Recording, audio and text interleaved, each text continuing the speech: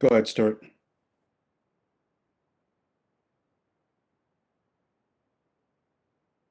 One more time, Mr. Chair, are you able to hear me? We can, yes. Thank you and good afternoon. We wanted to provide you with an update on MVEST, a critical revenue source for our transportation programs, and provide a snapshot of the financial outlook for our transportation programs as we come out of an extremely successful 2021 legislative session. With me and able to answer any questions are Judge Shetnan, the Council's Director of Governmental Operations, and Ed Petrie, Finance Director at Metro Transit. Lori, can you go to the first slide?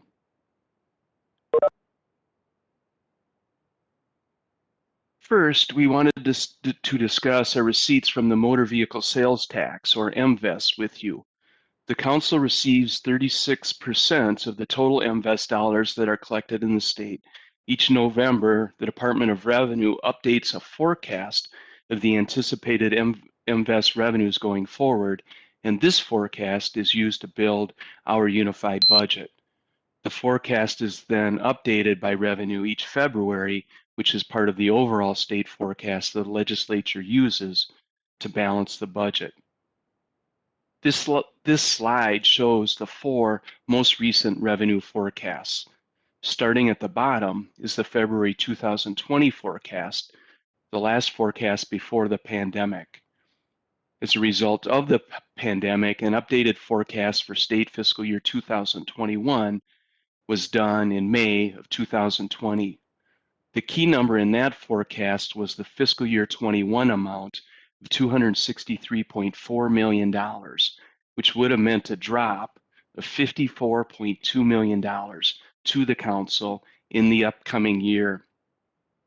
At that time, as the pandemic was beginning and we were all sheltering in place and hoarding hand sanitizer, we thought that that forecast was optimistic.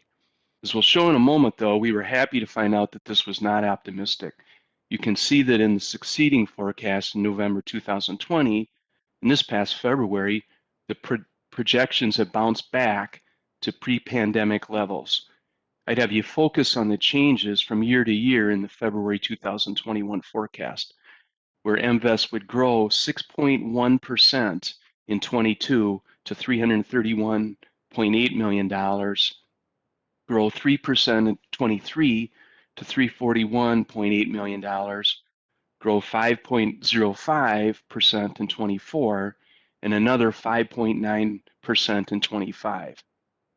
We are now using the February 2021 forecast in all of the financial modeling we'll discuss in a few moments.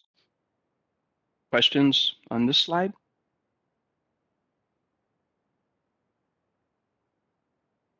Lori, if you want to go to the next one then. The next slide then adds our actual receipts for fiscal year 21 to the forecast.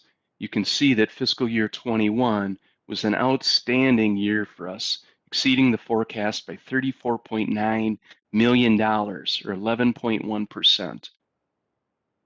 The only time our MVEST receipts appeared to take a direct hit were state fiscal year 20 in the months of March, April, and May. By June of that year, they'd rebounded and we received a total of $291.6 million in state fiscal year 20. The key question for us will be how the Department of Revenue adjusts their forecast this November based on what happened in 2021. You can see that our 2021 actuals exceed the amount they'd most recently forecast for us in 2023.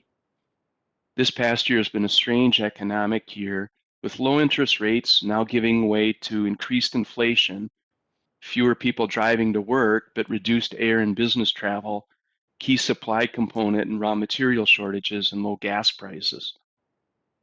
We'll be watching the MVEST receipts going forward very closely and be extremely interested in the November 21 forecast. So far, the economy overall has continued to outperform the financial forecast. MMB just announced the general fund receipts exceeded their February forecast by 11.1 or 11.2%, or $2.7 billion. Questions here Mr. Chair? I'm not seeing any. Lori, if you want to, thank you. On the next slide, we wanted to transition to our long-term financial forecast for the transportation program. First, as covered for me and as all financial professionals would do at this point in the program, I'd emphasize this is a forecast. It is built on dozens and dozens of assumptions in each of our programs: Metro Mobility, commuter and light rail, and bus operations, including planning and fixed route services. It is already wrong. One of my colleagues who we regularly review these forecasts with refers to it as, quote, false precision. In any time, forecasting for a program of this scope over 8 years is difficult. Doing it as we come out of a historic pandemic makes it even more so. First, a quick orientation to the table. This is what we called current law in May as we entered the conclusion of this legislative session. This only includes the operating budget. The 4 periods are each a 2-year state fiscal year biennium, starting with the 2021 biennium. We've taken our amended 21 budget and the current draft of the 22 budget and baked in what we consider base revenues and operating expenses, then built it out from there. The first 2 lines are meant to infer revenues and expenses that are recurring in nature and already built into our existing operations to show our existing structural position.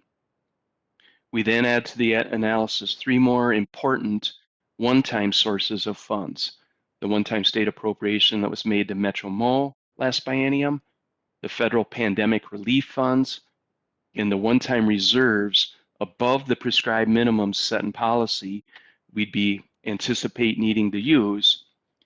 We also then add expenses to an important new initiative for transit safety, funded exclusively in the first few years by council revenues, and to reflect the council's decision to set aside $94 million in one-time funds for critical capital maintenance.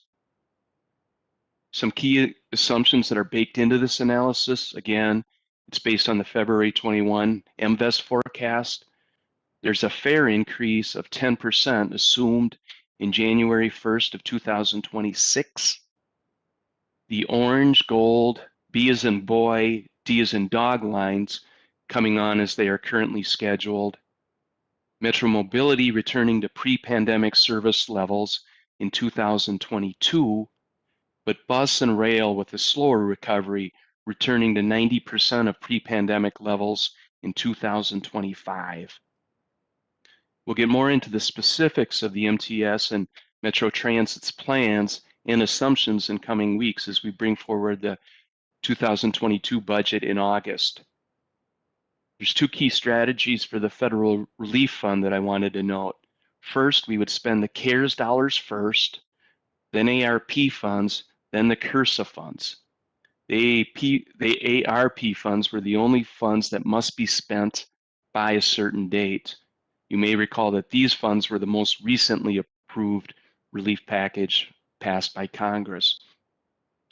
Secondly, we'd use the federal relief dollars on eligible expenses to cover the fare expense gap in each mode every 6 months, maintaining or building reserves in each program during this time. We weren't setting aside the federal money for a separate rainy day in a specific program. We were spending them on eligible expenses as they were incurred.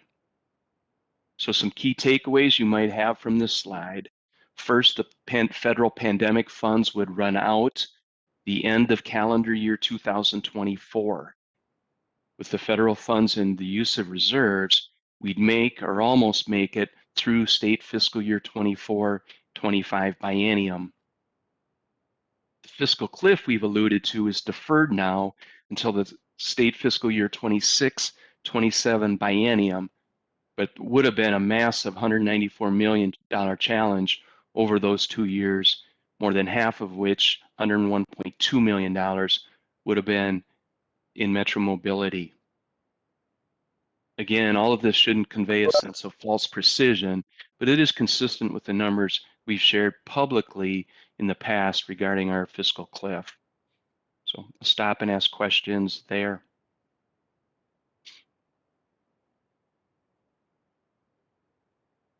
Anybody have questions? All right, go ahead, sir. Lori, you want to go to the last slide? Last week, Judd discussed all of the successes in the 2021 legislative session during his presentation to the Committee of the Whole. This slide represents an update to our forecast based on the legislative decision to forecast and fully cover Metro Mobility's financial obligations beginning in state fiscal year 26. After many, many years of effort, the chair and Judd and Mary were successful in getting the state to fully fund Metro Mobility in advance. The news is even better than is reflected here, as the state will also cover the unfunded capital costs of the program, which are not included in these tables. So this table illustrates the improvement to the financial picture made by eliminating Metro Mo's deficit. The fiscal cliff remains deferred until state fiscal year 26, but is substantially reduced. Again, congrats to all the council members and the staff who worked successfully on this issue this session. So Judd, I'm not sure, I think I saw Judd jump on if he's wanted to add anything to that, or we'd stand for questions. Thanks, Stewart. I do not have anything else to add. We covered, as you mentioned, a lot of this at the council meeting when I give the legislative update, but it's nice to see it reflected in these tables, and it's also nice to see that financial position in state fiscal years 2026-27 is a more than $100 million less now that we've been able to move the Metro Mobility into a forecasted program. I'd also like to make sure that we recognize the work of the governor's Blue Ribbon Committee on Met Council. This was one of the recommendations that they made, and I think that also played a part in us receiving unanimous support between the Republican-led Senate and Democrat-led House in order to bring this home, because I think all interested parties recognize that this service, through both its federal and state mandated policies, are really something that we need to address. And so, just so the committee members may recall, that in 2019 we moved Metro Mobility into its own appropriation line, and that was a major win for us to get that out of the combined budgets for rail, bus, and Metro Mobility.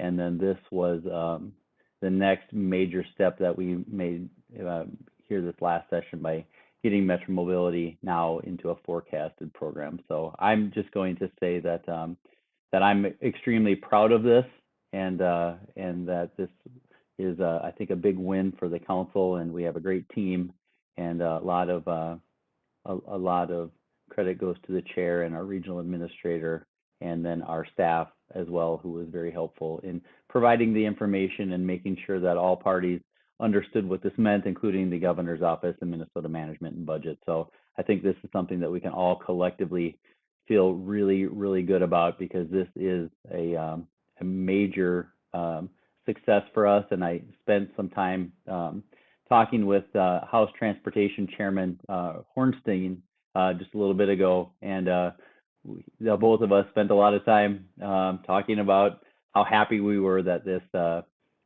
happened. But let me also mention that we do really have to thank our federal partners for making this even an option for us, because being able to move it out of the tails in fiscal years 24 and 25 really gave us that opportunity to kick that number out in a way that that doesn't impact the next biennial budget, which allowed us to get it done. And so, for a variety of reasons, everything came together.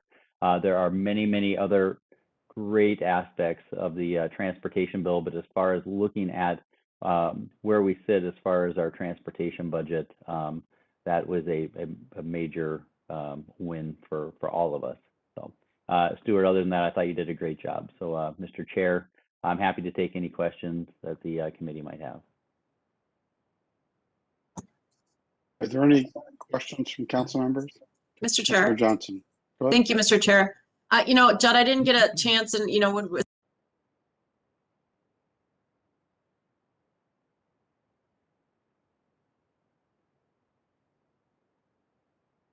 I think I lost audio. Councilmember Johnson. sorry.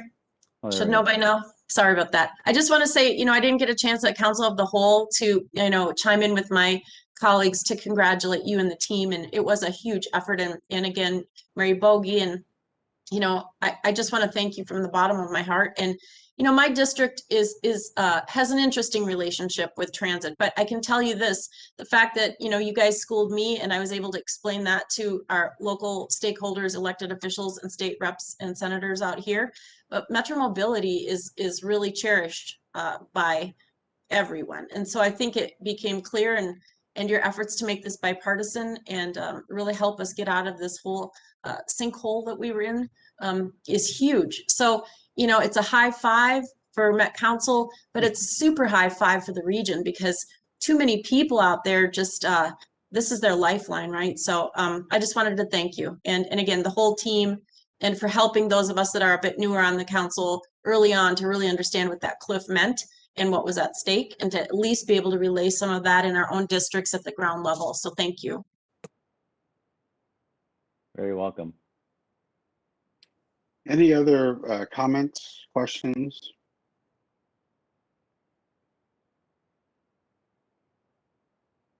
All right. Thanks, Judd, and thank you, Stewart, for all of your work on this. I think we now have a quorum, so we will call the management committee meeting for Wednesday, July 14th to order. The Metropolitan Council chairs determined that it's not practical or prudent to conduct this meeting in person in response to the COVID-19 pandemic. Accordingly, committee members are participating via teleconference or all other electronic means, and the meeting is conducted under the Minnesota statute section 13D-.021 at the time and date stated herein. We encourage all the members of the public to monitor the meeting remotely, and if you have any questions or comments, we encourage the members to email us at public.info@metc.state.mn.us, and we'll respond to those questions in a timely manner. With that, can we call the roll to confirm we have quorum? Barber, Here. Johnson, Here. Lilligren, Here. Ferguson. Here. Thank you. Thank you. And we did make a slight change to the agenda to move the information item up to the beginning so that we could not get too far behind, but we will, with that change, we will move forward with the agenda. We have a motion to approve the minutes for the June 13th meeting. So moved by Johnson. Lilligren second. Moved by Johnson, seconded by Lilligren. Any comments, questions, changes? All right, seeing none, can we call the roll? Barber, Aye. Johnson, Aye. Lilligren, Aye. Ferguson. Aye.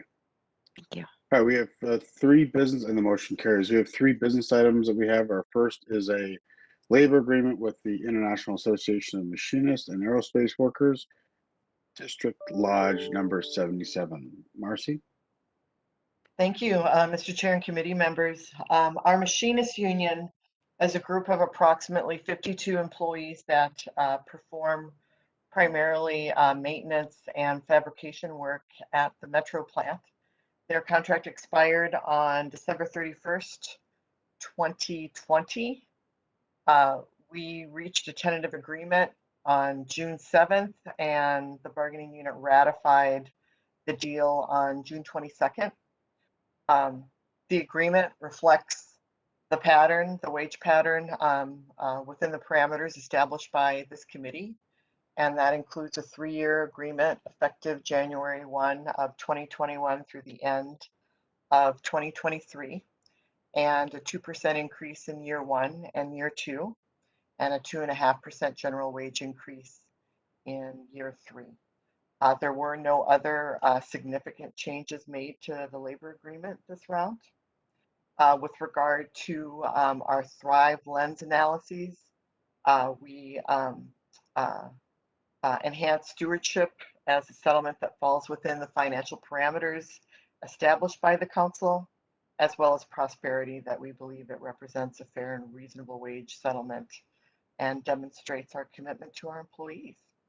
So our proposed action is authorization for the regional administrator to enter into an agreement with the International Association of Machinists and Aerospace Workers, District Lodge number 77, for a 3-year period beginning January 1, 2021. Question? Thank you, Marcy. Are there any questions for the presenter? All right. Any other? Seeing none, can we get a motion to approve business item 2021-149? Moved by Barber. All right, moved by Barber. Is there a second? Second by Lilligren. Seconded by Lilligren. So it's moved by Barber, seconded by Lilligren. Any other discussion? All right, seeing none, can we call the roll, please? Barber, Aye. Johnson, Aye. Lilligren, Aye. Ferguson. Aye. Thank you. And the motion carries. Our second business item that we have on the agenda is 2021-171, Council Property Insurance Contract Renewal.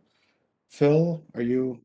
Yeah, there you are. Yes, Okay, yes, you're Mr. up. Chair, can you hear me okay? We can. All right, thank you, Mr. Chair. Good afternoon, committee members. This business item is seeking authorization for the council to bind its property insurance effective August 1st of 2021 to August 1st of 2022, an amount not to exceed $3,650,000. Now, this property insurance, the coverage is for physical damage to the council property, our buildings, equipment, buses, trains, but also for extra expense, which is oftentimes just as important. And that is coverage for expenses that we would incur to continue our operations in the event of a physical loss. Another coverage that we have that's rather significant with this program is flood protection. We have significant exposure with our treatment plants, so this we have a pretty high limit for protection for a loss that results from a flood. So for the past 3 years, we have been with AXA XL, and we have been afforded a rate guarantee through, from them, which has been very beneficial because in that same time period, the insurance industry has become significantly difficult for an insurance buyer. Rates have increased dramatically. Coverage that used to be in place that would be readily available 3 to 5 years ago is not the case anymore. So we knew going into this renewal that we were going to see a significant rate increase just because of the fact that our rate had held flat, and we had a pretty competitive rate 3 years ago. And that was proven to be true. I think I'd mentioned to this committee before that what I was anticipating going into this renewal was up to a 50% rate increase, and that came to fruition with the initial indications from the insurance market. So we continue to negotiate with the carriers. We continue to work on a couple coverage issues that they've brought up, and we're trying to get the rate down as low as we can. But the $3,650,000 reflects the indication that we're seeing from the market today. So with that, Mr. Chair, again, the action is that we're seeking authorization to bind coverage for a property insurance in the amount not to exceed $3,650,000. And with that, I'd be happy to answer any questions. Any questions for the presenter?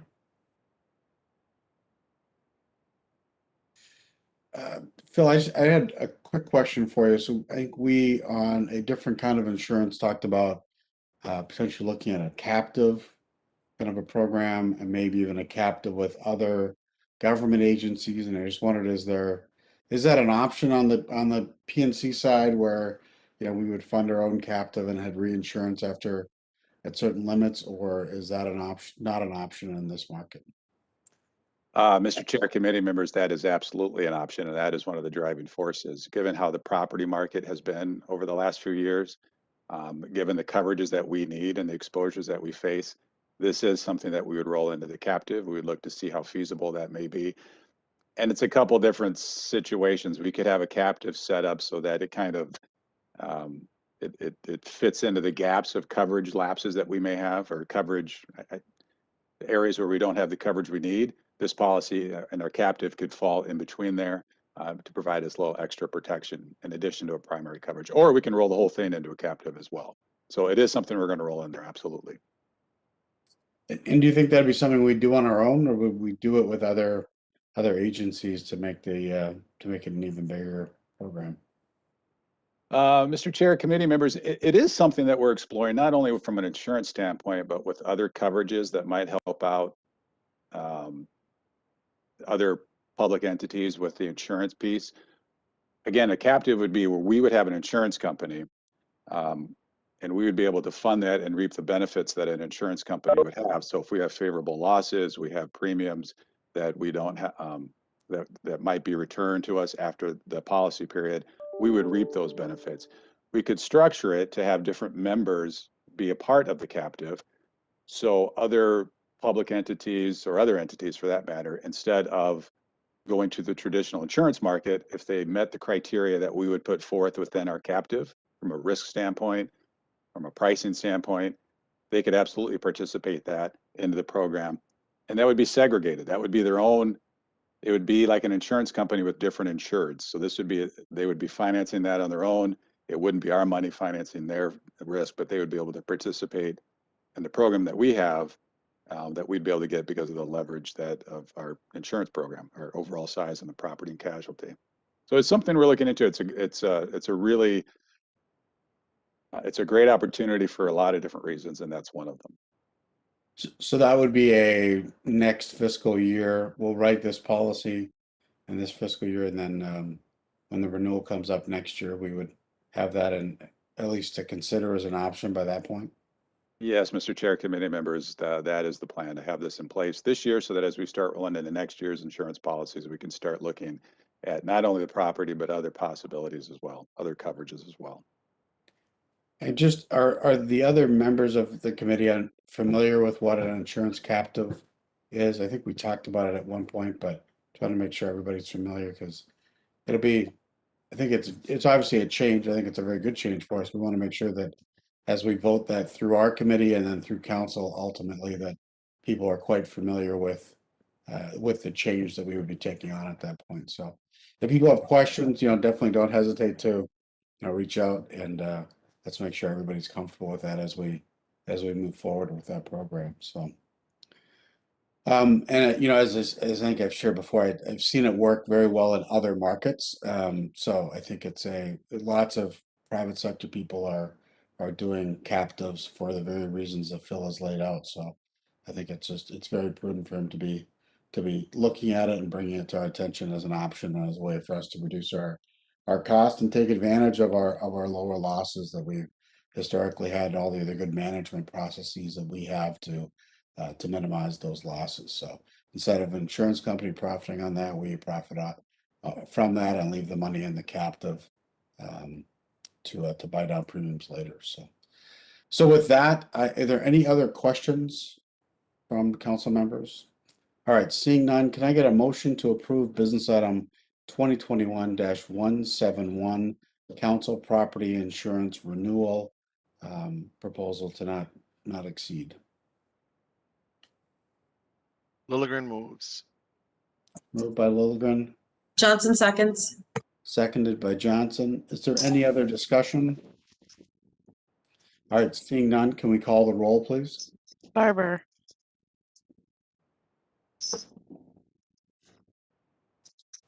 Barber, John. Oh, did I hear her?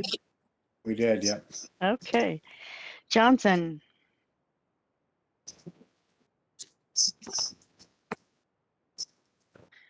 Johnson, Aye. Thank you. Can you hear me? Okay, Now I thank you. can. Thank you. Lilligren. Aye. Thank you. Ferguson. Aye, Thank you. and the motion carries. Our last business item that we have is business item 2021-169 Network Equipment Refresh Program, contract 20P261. Good afternoon, and thank you for extending time on your agenda today. Can you hear me okay? We can. Great, thank you. My name is Teresa Nisler, Assistant Director of IS Finance and Budget, here with Jody Jacoby, Director of Contracts and Procurement. We're here to present business item 2021-169, along with representatives available from the Office of Equal Opportunity and Information Services for any questions you may have. This business item for network equipment refresh, contract 20P261, not to exceed $6 million for the upcoming 3 years, includes funding for critical purchases for D-line and Green Line extension. We've worked for multiple years to get a large equipment solicitation effort completed, and with the help of our partners within IS, Contracts and Procurement, Office of Equal Opportunity, and Office of General Counsel, we've been able to bring this item forward. We were able to obtain a higher discount than we've had in the past by utilizing this strategy, and it's very rewarding to see it come to fruition. Regular small volume procurements comprised of only a few items typically receive a discount at or near the state contract minimum of 43.5% for hardware. Larger purchasing efforts frequently produce a discount of 52 to 54%. Occasionally, we've obtained, for projects that are very large, such as C-Line VRT, 57%. With this solicitation, we received a 64% discount, which equates for every $1 million spend between $70,000 and $205,000 of savings over what we would have traditionally seen. This is an example of our efforts to obtain the best pricing possible while providing the goods and services that our customer departments require as they continue to grow their services. Bids received range from 40.5% to 64% discount off list price. Insight Public Sector, Inc. is the low, responsive, and responsible bidder and is recommended for award. The proposed action is that the Metropolitan Council authorize the Regional Administrator to award and execute contract 20P261 with Insight Public Sector, Inc. for the refresh of network equipment in an amount not to exceed $6 million. With that, we're happy to take any questions you may have. Are there any questions from council members?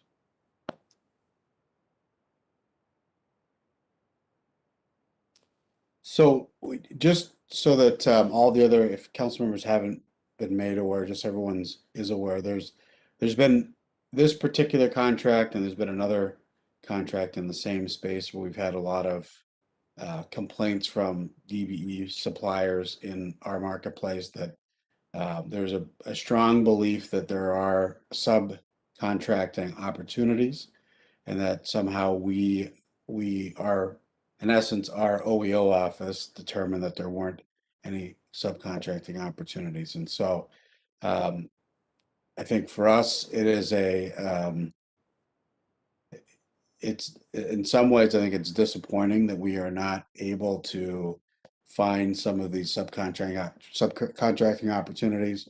I think it's also led us to really think hard about how we look at some of these procurements and how we evaluate what opportunities exist in the contracts for subcontracting and thinking about how we make them available to be more competitive to some of our MCUB and DBE suppliers that exist in our marketplace.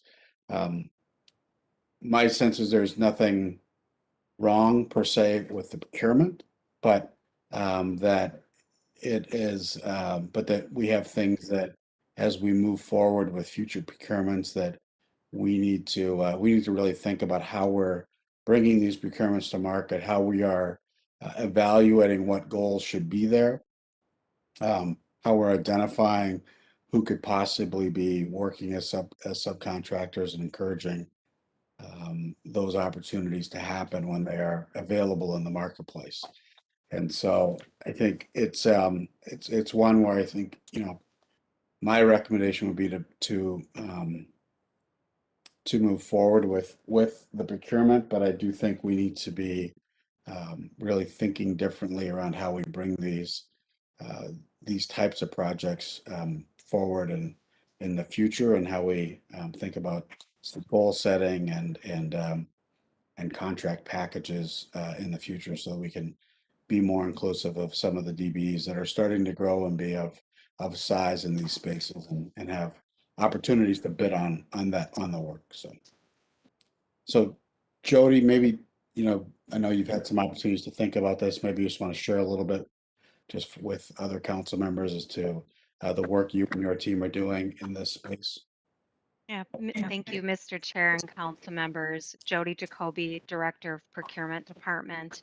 And we continue in procurement to partner with business units like IS to really package these projects in a way that not only meets the business needs, but it's also really advancing equity and inclusive contracting outcomes.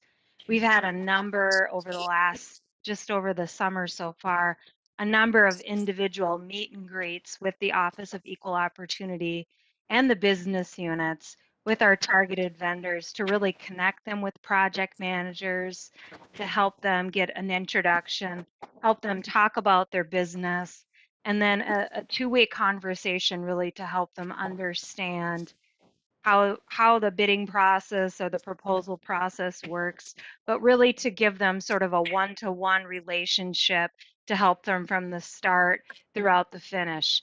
But we're really looking to listen and learn and change the way we do business so we have some different outcomes.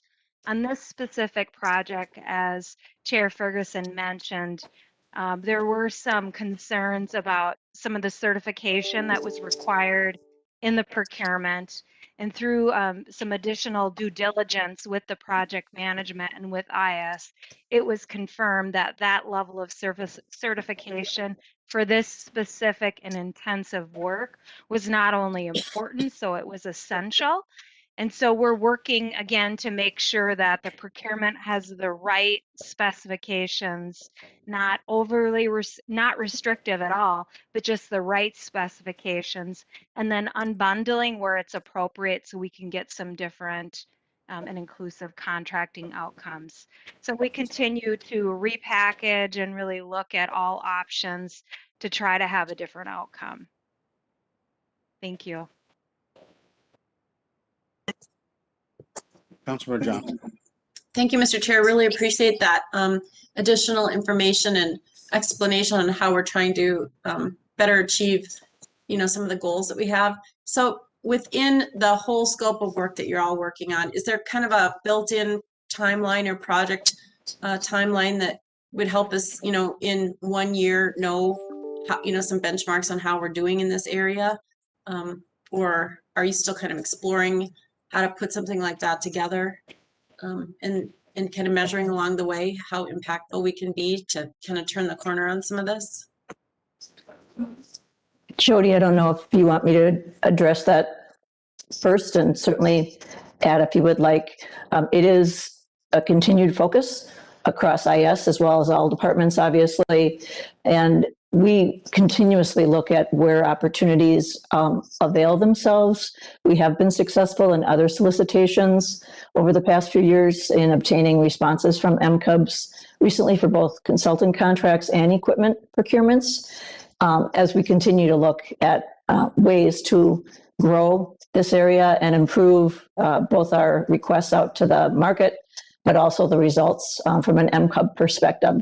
We've also utilized MCUBs in our Oracle procurements over the past few years, which have been significant. So no is a strong commitment and a continuous focus. And we've met on an ongoing basis with procurement and contracts and with OEO, and actually just had a meeting recently where we were strategizing about new ways to improve the results as we go. Jody, I don't know if you have anything to add to that.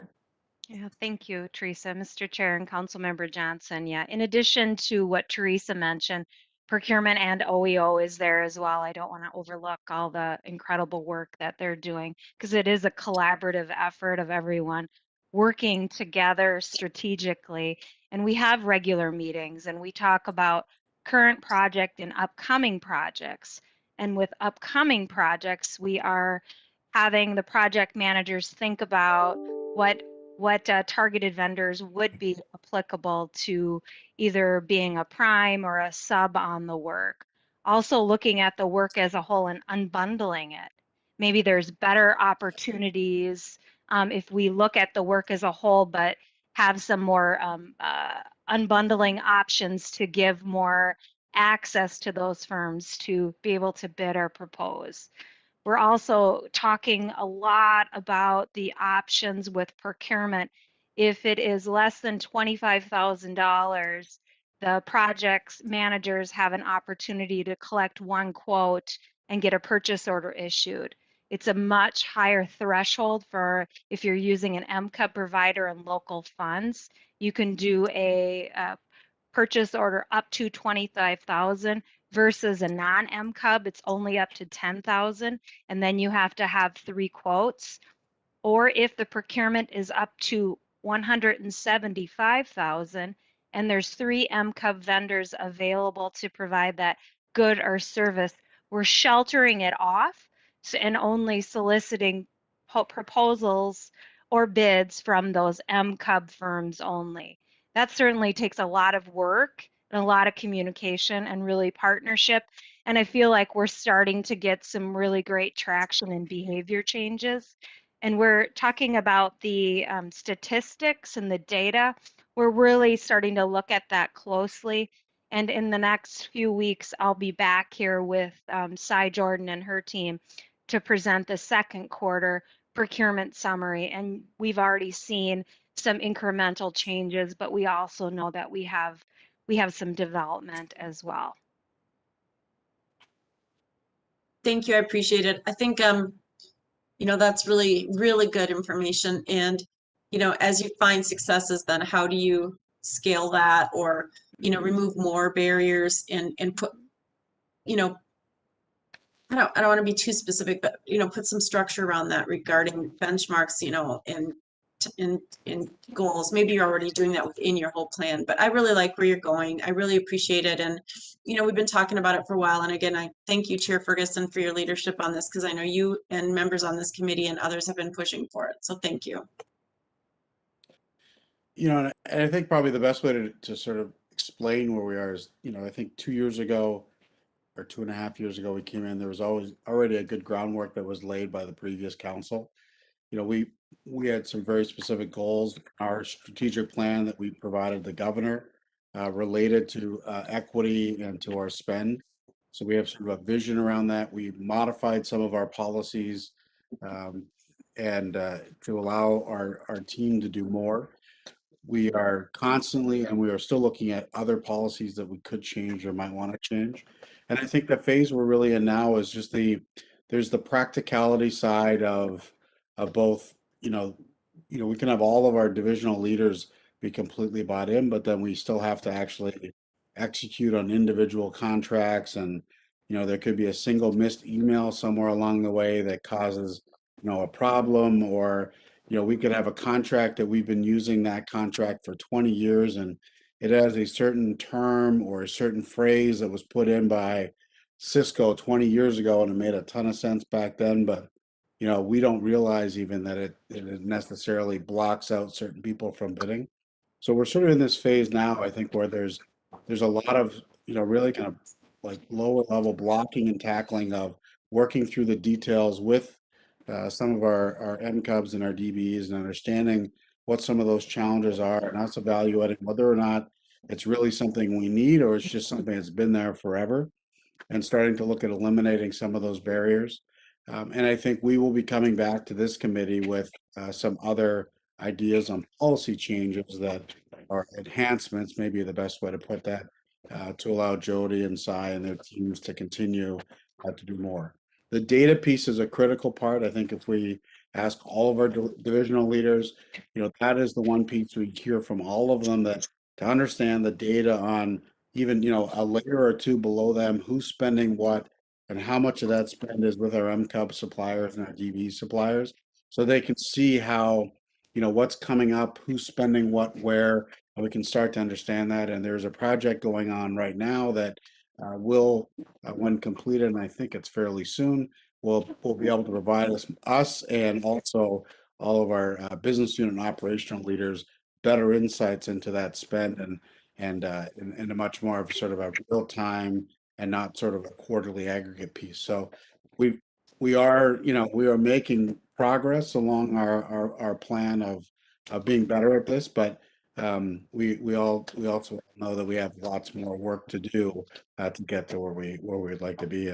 I think it's important, the commitment that we have from our regional administrator and our head of procurement and our heads of our divisions and our OEO office is absolutely critical in making this happen. So, I think we're moving in the right direction. We'd all like to see it happen, instantly. We just not, unfortunately, the way it works. But as long as we're in very good conversation and frankly, we have to be open to criticism from businesses in the community when we stub our toe and do things wrong. We have to understand that and then fix it for the next time, right? And not take great offense when that happens, because it's going to happen. There's going to be things that we don't even realize are problems. And so I think our team is doing a very good job of continuing to move that process forward. So with that, is there any other questions about the business item? And so that we can. All right, seeing none, is there a motion to approve business item 2021-169 network equipment refresh contract 20P261?